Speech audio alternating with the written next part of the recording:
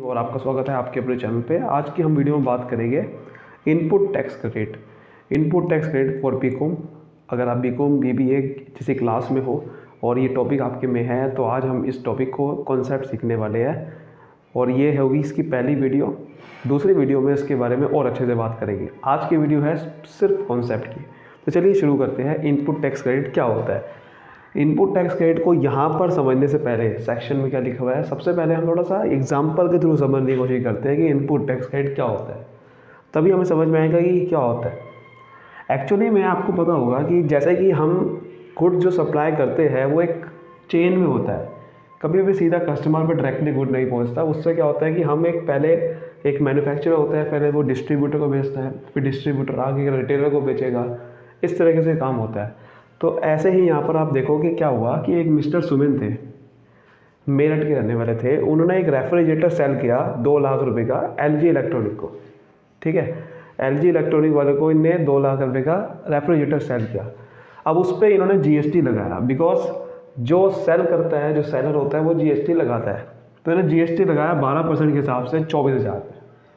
ठीक है, अब एलजी इलेक्ट्रॉनिक ने क्या करा, यही गुड्स को इसने क्या करा, अपना प्रॉफिट मार्जिन जोड़ा 40,000 रुपये का और आगे इन्होंने कस्टमर को बेच दिया।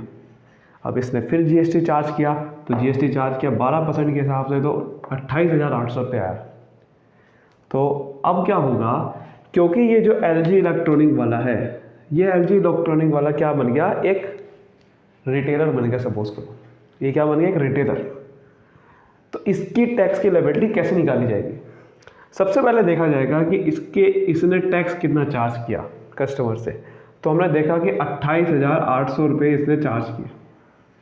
ठीक है, 28,800 रुपये चार्ज किए। तो नेट लायबिलिटी वैसे क्या बननी चाहिए इसकी, 28,800 रुपये। इसको गवर्नमेंट को कितने देने चाहिए, 28,800 रुपये देने चाहिए गवर्नमेंट को। ठीक है, पर क्योंकि ये पीछे भी जीएसटी पे कर चुका है और वही गुड्स का पे कर चुका है, जो एक्चुअल में बेच रहा है उसने पीछे खरीदा है आगे से, उसने पीछे खरीदा है तब वो आगे बेच रहा है, उसी गुड्स को बेच रहा है आगे।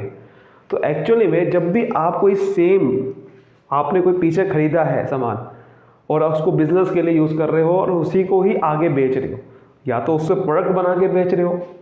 इसने प्रोडक्ट तो बनाया नहीं है, इसने तो सीधा क्या करा, रेफ्रिजरेटर पीछे से खरीदा आगे बेचा।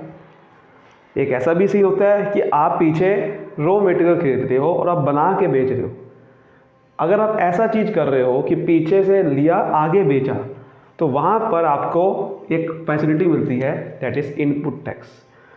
इनपुट टैक्स क्रेडिट मिल जाता है आपको।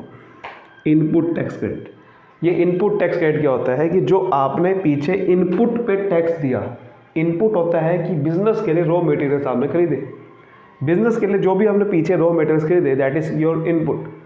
तो इनपुट पे जो भी आपने टैक्स दिया उसका गवर्नमेंट आपको क्रेडिट दे देती है, बिकॉज जीएसटी एक वैल्यू एडिशन टैक्स है। जीएसटी एक वैल्यू एडिशन टैक्स है। आपने सिर्फ जितनी वैल्यू एडिशन करी है गुड्स पे, सिर्फ उसी पे ही टैक्स देना पड़ता है। वैल्यू एडिशन आपने कितनी करी है, 40,000 रुपये की। आपने अपना प्रॉफिट मार्जिन उस गुड्स पे 40,000 जोड़ा है, तो 40,000 रुपये ही गवर्नमेंट आपसे टैक्स देगी, क्योंकि पीछे ये 2 लाख रुपये पे 24,000 रुपये ये टैक्स देगा, आप नहीं दोगे। 24,000 रुपये का जो आपने पीछे टैक्स दे दिया है, ये भी 24,000 गवर्नमेंट को जमा कराएगा। तो आप क्यों दोबारा कराओगे गवर्नमेंट को जमा वो 24,000 रुपये? मुझे बताओ, 24,000 रुपये तो ये जमा कराएगा ना, कौन, मिस्टर सुमिन। सुमन जमा कराएगा। सुमन ने सामान बेचा है तो 24,000 का टैक्स उसको मिला है। ये 24,000 रुपये का टैक्स सुमन जमा कराएगा गवर्नमेंट को, ये नहीं कराएगा। तो ये जो पीछे टैक्स पे करके आ गया है, इसी सामान पे ये वापसी ले लेगा। 24,000 रुपये का टैक्स ये वापसी ले लेगा, बिकॉज ये सुमन पे करेगा। ये सिर्फ उतना ही टैक्स पे करेगा जितनी इसने वैल्यू ऐड करी है। और वैल्यू ऐड कितनी करी है, इस 2 लाख का 40,000 सामान बढ़ा दिया, मतलब 40,000 रुपये की वैल्यू ऐड करी है। तो 40,000 का 12% आप करोगे तो इतना आएगा। ठीक है, तो एक्चुअली में दैट इज़ द, सर ये 24,000 का 12% कर रहे हैं, ये क्या मतलब है भाई? 40,000 का 12% करोगे तो ये तो कम आता है, ये तो 800 रुपये ज़्यादा क्यों आ रहा है? सर ये 40,000 रुपये का अगर 12% करता हो तो 4,800 रुपये आएगा ना। ये क्या आ रहा है फिर? ये पहली बात तो ये क्यों आ रहा है, मेरी बात समझो ध्यान से। ऐसा क्यों आ रहा है कि आपको इतना ज़्यादा टैक्स आ रहा है? देखो मेरी बात यहाँ समझो। पहली बात तो ये है कि ये सही बात है यार, 4800 रुपये आएगा, यहाँ पर दिखने में गलती हुई है, टेंशन लेने वाली बात कोई नहीं। तो समझ आ गई बात, आपको समझ आ रही है यहाँ तक? बिल्कुल समझ में आ गया अच्छे से? ये तक क्लियर हो गया हमें कि जीएसटी वैल्यू ऐड पे लगता है, और यही डेफिनेशन देखो लिखी हुई है सेक्शन में। सेक्शन 2 सब सेक्शन 50 में ये लिखा हुआ है कि it means credit of input tax. पीछे आपको इनपुट टैक्स का क्रेडिट वापसी मिल जाना, that is called input tax credit. तो इनपुट टैक्स क्रेडिट का मतलब जो आपने पीछे इनपुट के टैक्स किया, तो यही मेन फीचर समझ लेते हैं। ITC is available for input tax, सिर्फ आपको इनपुट टैक्स में ही क्रेडिट मिलेगा। अगर आपने कोई ऐसा सामान खरीदा है जो आपके प्राइवेट यूज़ के लिए था, तो उसका आपको टैक्स नहीं मिलेगा क्रेडिट। अगर आपने कोई ऐसी सामान खरीदा है जो आपके बिजनेस पर्पस के लिए नहीं था, प्राइवेट यूज़ के लिए था, तो उसका आपको आईटीसी या इनपुट टैक्स क्रेडिट नहीं मिल सकता। दूसरा है कि only registered person can eligible to ITC. Simple सी बात है यार, कोई जो रजिस्टर्ड पर्सन होगा, जो जीएसटी में रजिस्टर्ड होगा, उसी को तो आईटीसी मिल पाएगा ना। आपने जीएसटी में रजिस्ट्रेशन कराया ही नहीं है और आप पीछे सामान खरीद के भी आ गए हो, तो आपको आईटीसी कैसे मिल सकता है? आईटीसी मिलता ही तभी है जब आपके पास आगे आप जीएसटी चार्ज करोगे किसी से, तभी तो आपको आईटीसी मिलेगा।